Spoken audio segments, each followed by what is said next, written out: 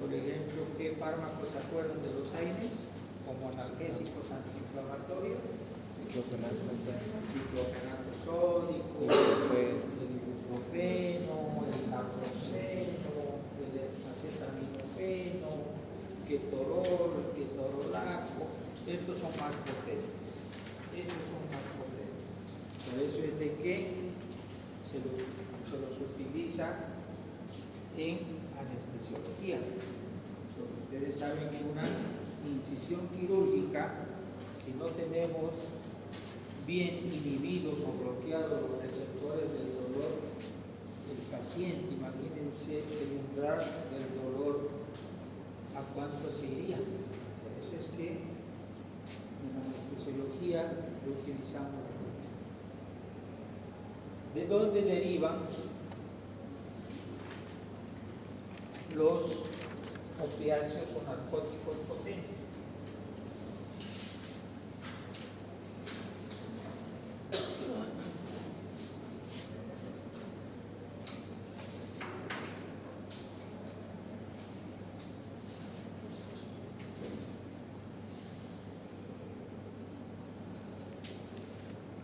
Derivan de la amapola, también lo que se conoce como el Somniferum papaverum. De ahí derivan todos los opiáceos o narcóticos potentes. ¿Quién sabe qué quiere decir opio? ¿Ah? Y si ustedes se fijan, los pioneros en haber descubierto y usado los opiáceos o el opio fueron los árabes. Y ellos más que todo lo usaban en un principio para eventos recreativos, para que las personas, independientemente del sexo, se sientan más a gusto o más alegres. E incluso también la historia menciona que las mujeres se echaban gotitas de opio en el ojo, donde había una mayor dilatación de la pupila y aparentemente se las veía más bonitas.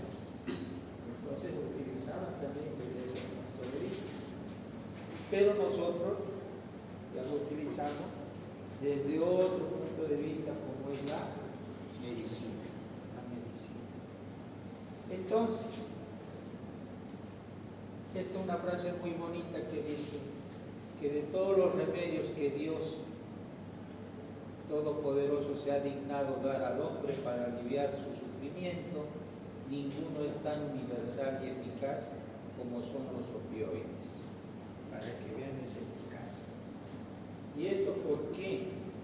Porque estos medicamentos actúan tanto a nivel de los receptores del dolor a nivel central y a nivel de los receptores del dolor a nivel periférico. O sea que cubren todos los receptores que están relacionados con el dolor. Entonces, si nosotros inhibimos todos estos receptores, pues la analgesia será general y también será potente, ¿cierto? Ahora, los opiáceos, ¿de dónde derivan? De la amapola o Papaverum somnífero. Como les decía, el opio significa jugo. Y si ustedes quieren su composición, está compuesto de 20 alcaloides diferentes, que esto nos permite a nosotros clasificar o subdividir a los opiáceos en dos familias. Tenemos la familia de los fenantrenos o benzil-isoquinolinas y tenemos la familia también de los fenantrenos o benzil-isoquinolones. De esa manera nosotros lo clasificamos o lo dividimos, la familia de los opiáceos. Pero en mente, fenantrenos. Ahora vamos a ver qué fenantrenos están en la familia de las benzil-isoquinolonas. ¿Y cuáles son los que están en la familia de los benzil-isoquinolinas? Aquí tenemos principales fenantrenos: la morfina, la codeína y la tebaína. Estos son los principales fenantrenos o benzil-isoquinolonas, que es lo mismo. Y luego tenemos la otra familia, que son los principales benzil-isoquinolinas. Tenemos la papaverina y la noscapina.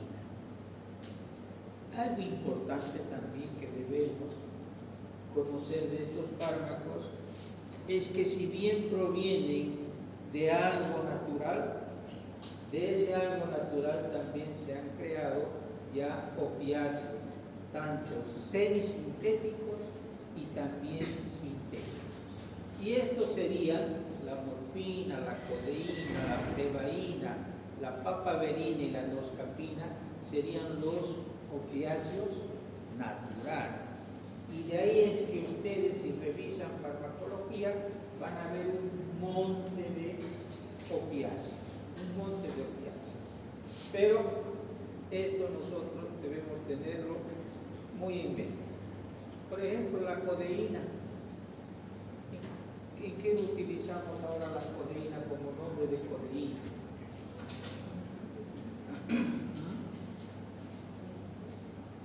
¿Ya han llevado farmacología? ¿Será que es bueno para la tos de la compañera o no? Bueno, por ejemplo, hay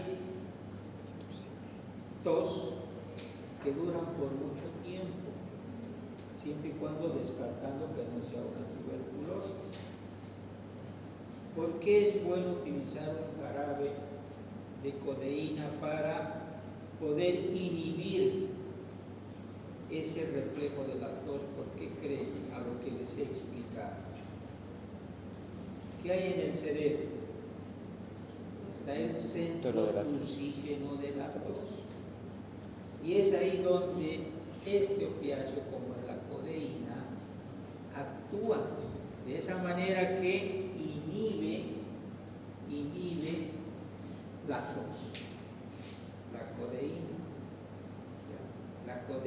¿Por qué? Porque les había mencionado que estos medicamentos actúan a nivel central y actúan también a nivel periférico. En este caso estuviera actuando a nivel central, a nivel del centro tusígeno de la tos. ¿Estamos de acuerdo? Ahora bien, siempre en mente, como el primer opiáceo natural utilizado en el año 1803, tenemos a la morfina. Y en anestesiología lo hemos utilizado recién a partir del siglo XX. Pero ya se utilizó en el año 1803 como morfina. Y ustedes van a ver que de la morfina casi todos los opiáceos, por no decir todos, derivan de la morfina, que es un potente narcótico, es un potente opiáceo, que hoy por hoy, ¿en qué pacientes utilizamos muy a menudo? ¿En qué pacientes? Pacientes oncológicos. Ustedes van, por ejemplo, al oncológico y van a ver que pacientes terminales o pacientes con patología de un determinado cáncer, el dolor es impresionante. Y ustedes van a ver que lo que más utilizan ahí es morfina. Vía oral, vía subcutánea, vía intratecal, que quiere decir vía raquídea en la columna vertebral. Dejamos catéteres y a través de ese catéter nosotros infiltramos, introducimos, administramos morfina y otros opiáceos para paliar el dolor del cáncer, porque Dios nos libre, el umbral del dolor del cáncer es tremendo, es tremendo. Ahora, ya hemos mencionado de que los opiáceos tienen un origen natural y de lo natural se han creado los semisintéticos y de ahí los sintéticos. Clasificación de los analgésicos opiáceos o narcóticos potentes. Ya les he mencionado de esta clasificación que son derivados o fenantrenos de la familia de las benzil-isoquinolonas y de la familia o de los fenantrenos benzil-isoquinolinas. Como semisintéticos mencionamos derivados de la morfina, tenemos la oximorfona, hidromorfona y la heroína. Como derivados de la tebaína, la buprenorfina y la oxicodona. Y como opiáceos sintéticos tenemos al levorfanol, nalbufina, naloxona, naltrexona, tenemos a la metadona, propoxifeno, meperidina, fentanil, sulfentanil, alfentanil y remifentanil. Esos son los opiáceos. Tarea, primera tarea. Se van a averiguar de todos estos opiáceos, por favor su celular, se van a averiguar cuáles son opiáceos agonistas, cuáles son opiáceos agonistas parciales y cuáles son opiáceos antagonistas puros.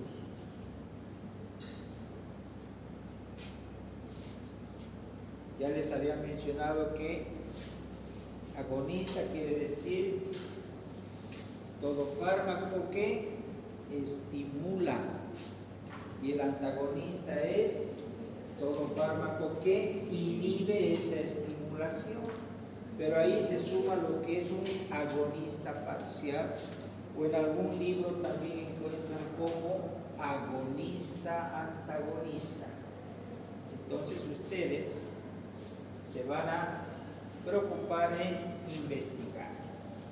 ¿Por qué es importante? Porque ahí nos vamos a dar cuenta qué medicamento es bueno para revertir los efectos tóxicos que podrían ocasionarme algún opiáceo. Ahora, ¿qué me interesa? Que ustedes sepan de que de todos estos opiáceos, los que utilizamos en anestesiología es morfina, fentanil, sulfentanil, alfentanil y el remifentanil. Esos son los opiáceos que utilizamos en anestesiología, ya sea vía endovenosa o vía intratecal. Al referirme con la vía intratecal me refiero a través de la anestesia conductiva o regional, ya sea epidural o ya sea anestesia raquídea. Y de todos estos, los más utilizados hoy por hoy, está la morfina, el fentanil y el remifentanil. Los que más utilizamos hoy por hoy.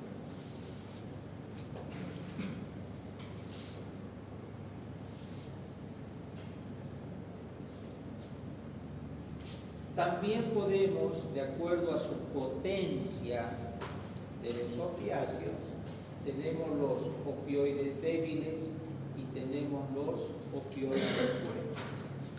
Los opioides débiles está la codeína, el propoxifeno y el tramadol, que si ustedes, por ejemplo, van a sus prácticas de cirugía en los pacientes posoperados, Van a ver que en el suerito dice ahí tramadol a tantas gotas por minuto. Entonces ustedes ya saben de que está recibiendo un narcótico opiáceo.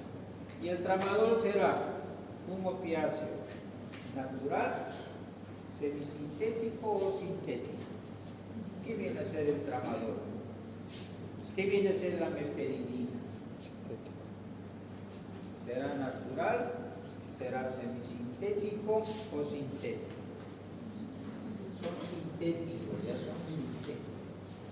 Ya, el famoso también sosegón, que ustedes van a ver que los hispanos utilizan mucho, son derivados opioides, pero de acuerdo a la clasificación, de acuerdo a su potencia analgésica, están como opioides débiles. Y de los que son opioides fuertes, están todos estos, más lo que les había mencionado, que utilizamos en anestesiología, como es la morfina, como es el fentanil, el remifentanil, el alfentanil y el sulfentanil.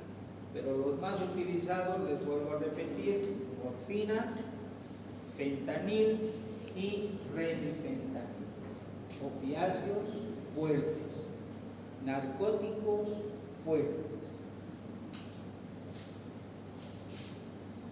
Laboratorio Bagó, el tramadol, para que ustedes vean, lo sacan con este nombre comercial que es el Tramagesic. Pero ustedes ya les he mencionado de qué tienen que saber la farmacología conociendo el nombre genérico. Bueno, en relación a la morfina, como les decía, la primera vez que se utilizó en el año 1803 y luego fueron la codeína y la papaverina en el año 1832-1848. Y también se inventaron los medios con que íbamos a administrar estos opiáceos, y también la historia nos indica el descubrimiento de la jeringa hipodérmica, que fueron en el año 1845, y con otra mejoría de estas mismas jeringas en el año 1885. En anestesiología, en el siglo XX hemos utilizado lo que es la morfina. Y la meperidina, aquí está como uso sintético, fue el primer opiáceo sintético que se llegó a utilizar o se administró en el año 1938. La meperidina. El término narcótico es igual o sinónimo de la palabra griega que quiere decir estupor. Y tal vez cuál es una de las desventajas de estos opiáceos es que producen unos más y otros menos lo que es la adicción y tolerancia. Por eso es que tampoco no es utilizar por un tiempo indefinido, porque uno se hace adicto. Hay muchos, no muchos, también no voy a exagerar, por ejemplo de mi especialidad, que se hicieron adictos al fentanil. Y algunos de ellos, en sus turnos, principalmente cuando están haciendo la residencia médica, el pretexto es que quería yo saber si realmente lo que dice la literatura, cuando yo me administro el fentanil, ya vivo una vida muy feliz y quería experimentar. La verdad es que experimentan, les gustó y les va a ir gustando más. Y varios de ellos, lastimosamente, en el turno, en la residencia, y algunos colegas ya formados, lamentablemente, han perdido la vida por adicción y tolerancia. Porque ustedes van a ver que a mayor dosis, mayor adicción, y aparte de eso que van a ver que los efectos tóxicos de estos fármacos me llevan a una depresión central y me llevan a una depresión respiratoria. Depresión respiratoria. Por eso es que estos medicamentos se deben utilizar por un cierto tiempo y no de manera indefinida. Aceptable en los pacientes terminales, porque a ellos hay que darle calidad de vida hasta el último día. Entonces en ellos sí es recomendable. ¿Por qué?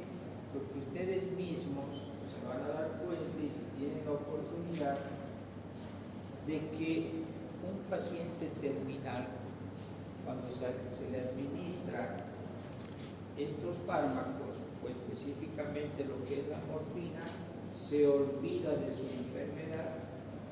Él cree estar bien y curado y les va a agradecer toda su vida. Y mientras están vivos dicen: el doctor Aguirre es el mejor médico porque todos vinieron aquí, nadie me curó, pero él vino, me curó y no siento nada de dolor. Les agradece. Entonces en ellos sí es bueno utilizar la dosis que necesitan, porque la adicción y tolerancia es: hoy necesito solo 1 ml, de aquí a una semana necesito ya un poquito más, de aquí al mes necesito otro poquito más, y como son pacientes terminales no hay que llegar, es cierto, porque sus días lamentablemente están casi ya determinados. Entonces en ellos sí, pero en un paciente que solo necesita por unos días, pues démosle, pero de acuerdo a la dosis, porque producen adicción y tolerancia. ¿Estamos de acuerdo? Ahora, en relación a la farmacodinámica, les decía de que estos fármacos actúan a nivel central y a nivel periférico. En el año 1970 se descubrió ya de una manera científica y académica los tipos de receptores donde actuaban estos medicamentos. Y los 3 primeros receptores encontrados fueron el receptor mu, el receptor kappa y el receptor sigma. Aparentemente esos eran los 3 receptores específicos para los opiáceos. Y posteriormente se encontraron 2 más, que era el receptor delta y el receptor epsilon. O sea que hablamos de 5 receptores. Pero se ha visto que el receptor sigma carece de efectividad frente a la acción de los opiáceos, y el receptor epsilon todavía está en estudio para ver si realmente es un receptor específico para estos medicamentos o no lo es. Pero nos quedamos con el receptor mu, el receptor kappa y el receptor delta. El receptor mu se subdivide a su vez en un receptor mu tipo 1 y el receptor mu tipo 2. ¿Por qué es importante conocer este receptor o esta subclasificación? Porque se ha visto que el receptor mu1 está muy identificado con la parte de la analgesia. Por eso es que son potentes narcóticos. Y el receptor mu2 está más que todo relacionado con la depresión respiratoria. Y también estaría relacionado con el problema de lo que es la adicción y tolerancia, para que vean ustedes. Otra tarea que van a averiguar los efectos adversos de los receptores mu, kappa y delta. ¿Cuáles son los efectos? ¿Qué causan? Ya les he mencionado el mu1, analgesia y algo más, y el mu2, depresión respiratoria y algo más, y así del receptor kappa y del delta. No les digo del sigma y del epsilon porque son inespecíficos, o bien ya del sigma ya se lo descarta, pero es bueno conocer y saber de que sí se lo considera. Ahí está la tarea colectiva, lo que tienen que averiguar. Los efectos adversos, por supuesto, que están relacionados más que todo con la dosificación. A nivel respiratorio, depresión respiratoria. Hay una reducción de la capacidad de la reacción de los centros respiratorios, reduce el estímulo respiratorio y puede llevar a un estado de hipoxia, reducen el funcionamiento de los quimiorreceptores relacionados con la ventilación, reducen el movimiento broncociliar, que quiere decir de que hay algunos opiáceos que me producen una broncoconstricción, disminuyen la frecuencia respiratoria y producen también un aumento de la resistencia de las vías aéreas. Tal vez una complicación, la peor que nos pudiera pasar utilizando estos medicamentos, que personalmente ya 27 años que estoy utilizando estos medicamentos, no han tenido mis pacientes, es una complicación muy severa que se conoce como tórax leñoso. ¿En qué consiste el tórax leñoso? De que el paciente deja de respirar y el tórax se pone como un tronco de rígido, donde uno en ese momento tiene que revertir ese efecto. ¿Qué es lo que se hace? Si podemos intubar en el momento, pues tenemos que intubar, o en todo caso utilizamos también el antagonista de los opiáceos. Por eso que yo les decía de esa tarea, investiguen cuáles son. Pero les adelanto que el que se utiliza frente a un tórax leñoso es la naloxona.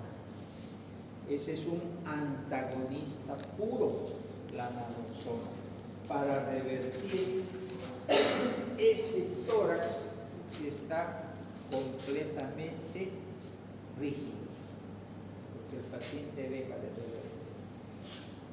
Y por otro lado también se ha visto que producen estados de apnea transitoria. Ustedes ya saben lo que es la apnea transitoria. Su celular, joven, por favor. Bueno. ¿Qué es la apnea transitoria? ¿Quién se acuerda? Hemos mencionado. ¿Qué otros fármacos producían apnea transitoria? De lo que les he mencionado. El diopental. Diopental sódico. Muy bien. ¿Qué más? Otro hipnótico que también nos produce apnea transitoria. De este lunes el próximo ya es parcial, por si acaso. ¿Qué más? Propofol.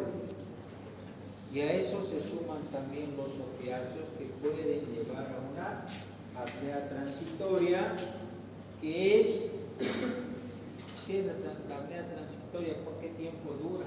15 a 20. El paciente deja de respirar ¿por qué tiempo? 15 o 20 segundos. Eso, 15, 20 segundos. Y hablamos de apnea transitoria. Efectos sobre el sistema nervioso central. Analgesia, somnolencia, cambios en el estado de ánimo, confusión, disminución del flujo sanguíneo cerebral, nistagmus, contracción del iris, hipotermia, y si hacemos un electroencefalograma vamos a ver ondas delta, propio más que todo de una intoxicación por los opiáceos. Por eso es que cuando nosotros administramos estos fármacos, por ejemplo, viendovenoso, vamos conversando con el paciente o le adelantamos de que va a sentir algo de mareo, algo de confusión, algo de somnolencia, y si él presentara o nos pudiera decir el grado de dificultad respiratoria, que nos avise. Y antes de utilizar vacuna anestesia general, tener todos los dispositivos para el manejo de la vía aérea respiratoria. No quiere decir que a todos se los intuban, no. No quiere decir de que todos hacen depresión respiratoria, no. No quiere decir de que todos hacen depresión central, no. Pero tenemos que tener en mente también lo que es la idiosincrasia. ¿Qué es idiosincrasia? ¿Quién sabe? ¿A qué se refiere? ¿Qué se refiere? Determinada forma de actuar por costumbre de práctica. Ya, perfecto.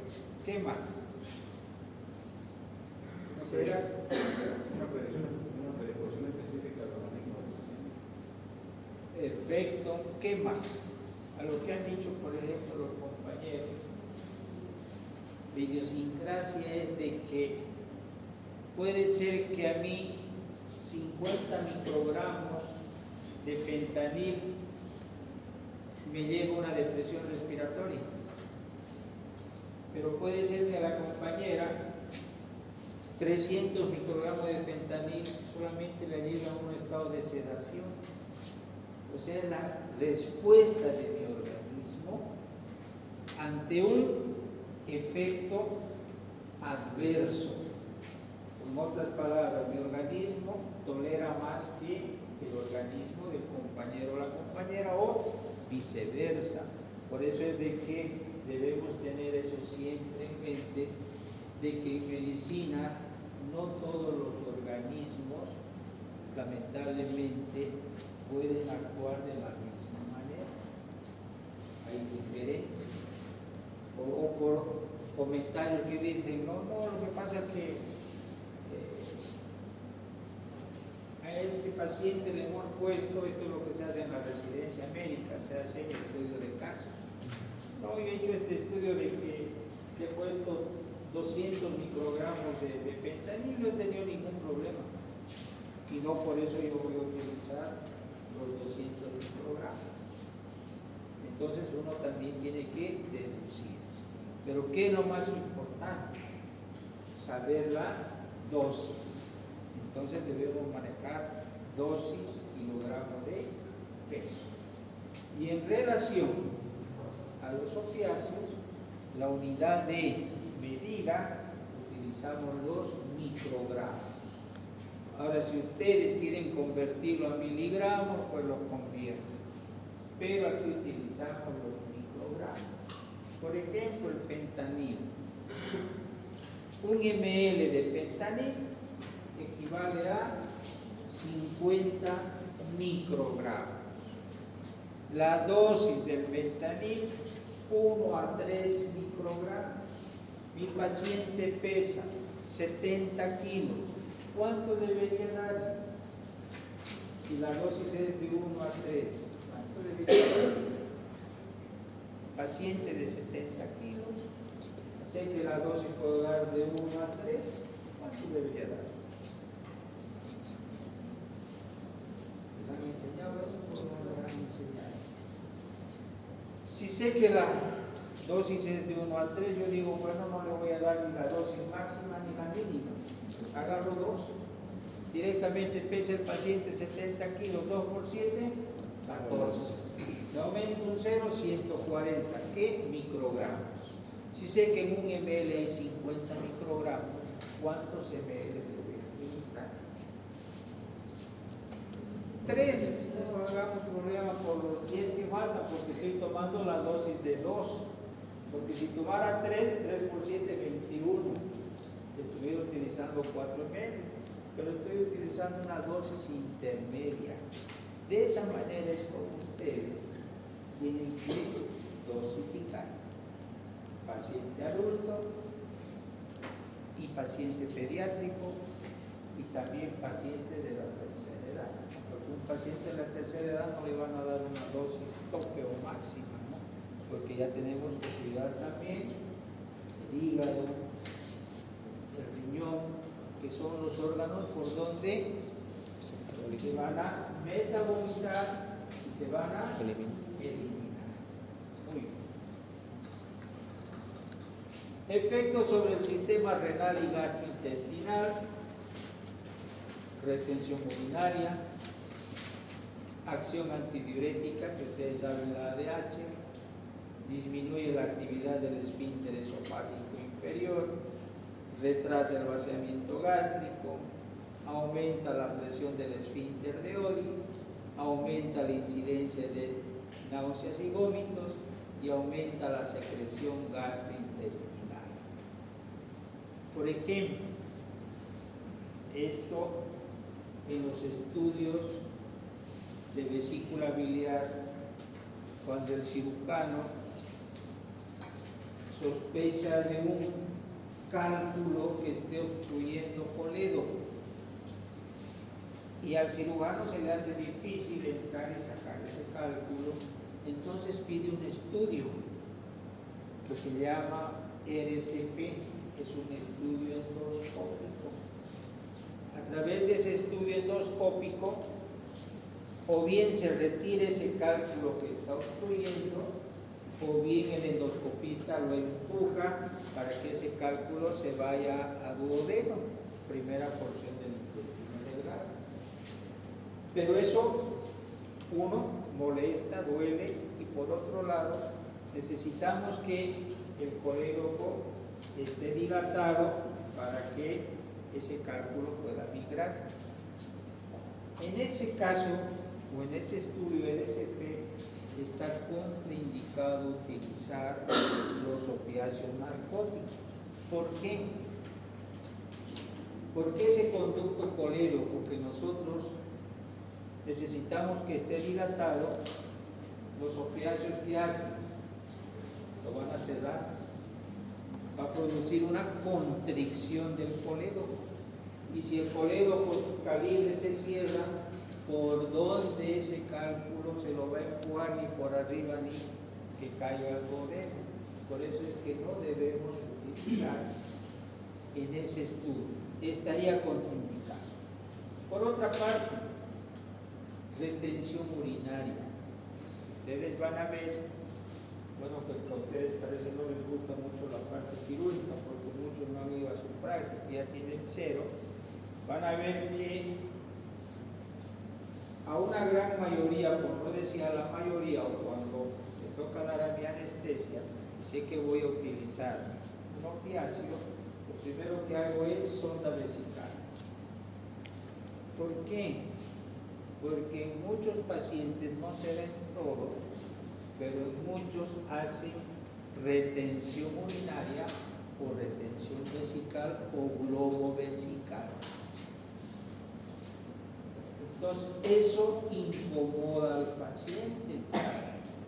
O a ver, les gusta a ustedes estar, ahorita alguien de ustedes está con la vejiga llena y por no pedir permiso para ir al baño se están aguantando y molestan o no molestan.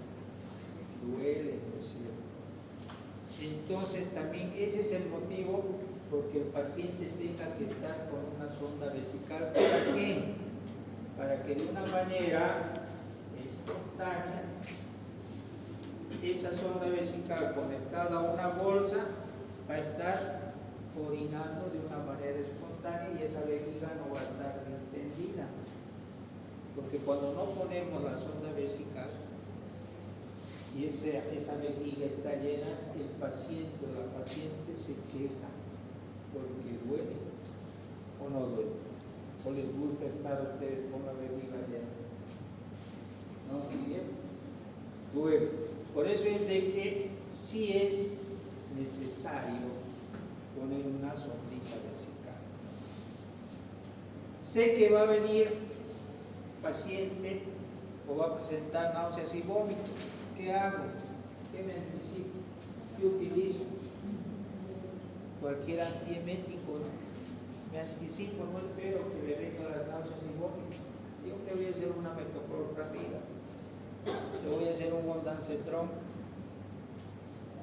y con eso voy a evitar aumento de la secreción gastrointestinal. Probablemente presente cialorrea. ¿Qué utilizo para revertir la cialorrea? Atropina, dosis mínima, como se dice la dosis anticialogogo, se llama solamente para secar o disminuir la secreción, tanto bronquiales como a nivel de las glándulas salivales. Ojo, no es que siempre van a presentar esto los pacientes, pero es bueno saber los efectos que podría ocasionar estos medicamentos. A nivel del sistema endocrino, va a haber una alteración evidentemente de todas las hormonas que ustedes ya lo han llevado en lo que es fisiología, ¿no es cierto?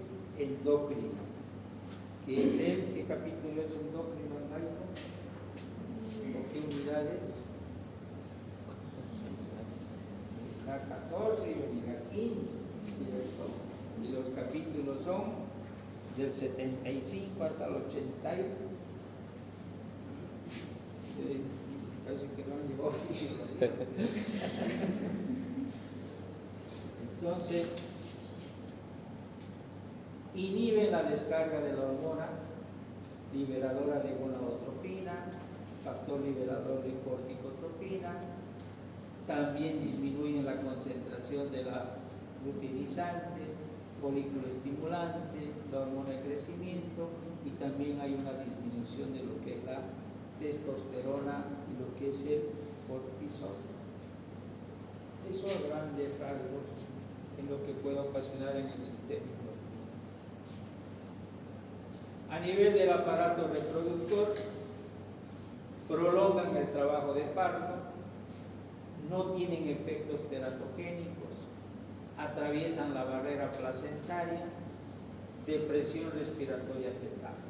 ¿Qué quiere decir esto? ¿Será que esto es algo contradictorio? ¿Por qué les digo? Aquí menciona de que sí podría el producto tener problemas de depresión respiratoria, pero también yo eso lo relaciono con la dosis, porque yo en todos los pacientes, mujeres embarazadas para cesárea, hacemos la anestesia raquídea y al anestésico local yo siempre le agrego 25 microgramos de fentanilo. Esto para darle mayor potencia al anestésico local, y si yo sé que mi ginecólogo es tardón, también le da mayor durabilidad a mi anestesia. Y he visto de que los recién nacidos no nacen con depresión respiratoria, nacen con un llanto vigoroso, porque eso es lo que uno espera en el recién nacido, que llore fuerte, ¿no es cierto? Entonces eso es algo contradictorio. contradictorio. Pero los libros mencionan entonces, sería bueno de tener muy en cuenta, que acá dice, no he indicado en el embarazo utilizar alternativas más seguras. Pero como le digo, son yo 27 años que utilizo y no he tenido problemas de depresión respiratoria fetal. Ahora, si veo yo que la mamá tiene dificultad para respirar, ahí sí yo no administro. La medicina también es para razonar. Si yo veo que hay dificultad, pues no administro y solamente le hago el anestésico local para evitar. ¿Sí? Y en la parte privada, por lo general, las mamás, ya una vez nace su niño, saben que después de la anestesia duele la herida porque la cesárea se considera una cirugía mayor. Duele, sí duele. Entonces ya no quieren sentir nada de dolor ni en el postoperatorio y como pueden pagar, le piden al anestesiólogo: doctor, he sabido que ustedes dejan un catéter en la columna y a través de ese catéter póngame algún medicamento para que no me duela. Entonces nosotros dejamos un catéter, respaldita en la columna, y a través de ese catéter le administramos pequeñas dosis de morfina. Y la morfina, su tiempo de duración, su tiempo de analgesia es 24 horas. O sea que la paciente sale con su catéter y hasta el otro día no va a sentir absolutamente nada. Esa es una terapia o manejo del dolor que también nosotros en anestesiología lo utilizamos. Es otra alternativa. Eso también lo utilizamos en pacientes oncológicos terminales, ¿no? Cuando tienen, por ejemplo, un tumor renal, un tumor de intestino, entonces nosotros hacemos la anestesia epidural y dejamos un catéter, y a través de ese catéter cada 12 horas vamos a administramos un bolo de opiáceo y ese paciente nos agradece toda la vida. Cero dolor. Y como son dosis bajas, el paciente quiere caminar, puede caminar porque son solamente dosis para inhibir el dolor, no son dosis completas para inhibir el efecto motor sensitivo, solamente son dosis para inhibir el dolor. Efectos sobre los músculos. Aquí, por ejemplo, está lo que les decía, la complicación que no quisiera haber tenido nunca, como es el tórax venoso. ¿Secundario a qué? A dosis altas. ¿Qué va a presentar? Rigidez muscular, la glotis se cierra, obstrucción de la vía aérea y también lo que es la región supraglótica, en sí todo lo que es, por favor, su celular joven. Esos son los signos y síntomas de una obstrucción de la vía aérea respiratoria. En ese caso, ¿qué utilizamos? Un antagonista puro para revertir, como el naloxona. Y si podemos intubar, que sí se puede, intubamos al paciente y dejamos que pase el efecto del opiáceo que hubiéramos utilizado. Aquí, por ejemplo, ¿qué vienen a hacer estas cositas blancas? Las cuerdas vocales. A través de las cuerdas vocales es que se introduce el tubo endotraqueal. En un tórax leñoso estas cuerdas vocales se cierran. ¿Y por dónde vamos a meter el tubo? A la fuerza vamos a romper las cuerdas vocales. ¿Y qué va a pasar después? paciente va a salir de la complicación, pero va a salir mudo. Y el problema legal, aquí están los doctores, no hacen bleco, para que ustedes vean la importancia. ¿No? Entonces, para que ustedes también se orienten, para intubar, esto es lo que nosotros vemos en un Mallampati 1, 2, vemos esta imagen en la cavidad oral y a través de esta abertura, o sea, las cuerdas vocales estas que son blancas, anacaradas, que así dice la anatomía, son como las cortinas de teatro. Las cortinas de teatro están cerradas, ¿no es cierto? Pero cuando se abre el escenario, se abre, ¿no? Lo mismo las cuerdas vocales. Pero en el caso de un tórax leñoso se cierran herméticamente. ¿Y por dónde? Para empezar, ¿por dónde va a ventilar el paciente? ¿Por dónde vamos a intubar? Entonces, sí o sí utilizamos la naloxona. Y si no podemos intubar, ¿qué hacemos? ¿Qué hacemos? Muy bien. Ahí está el cirujano, o uno, si uno sabe, si uno no hace una traqueotomía, hace una cricotomía.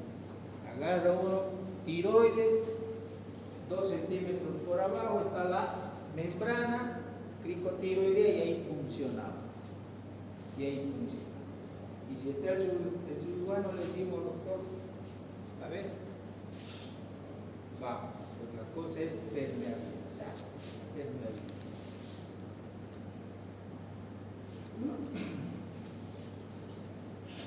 Estos son los efectos, que también es otra tarea para ustedes, de una manera resumida, le van a realizar los efectos adversos solamente de la morfina, del alfentanil, sulfentanil, remifentanil y el fentanil. Y de esos me van a averiguar cuáles son potentes liberadores de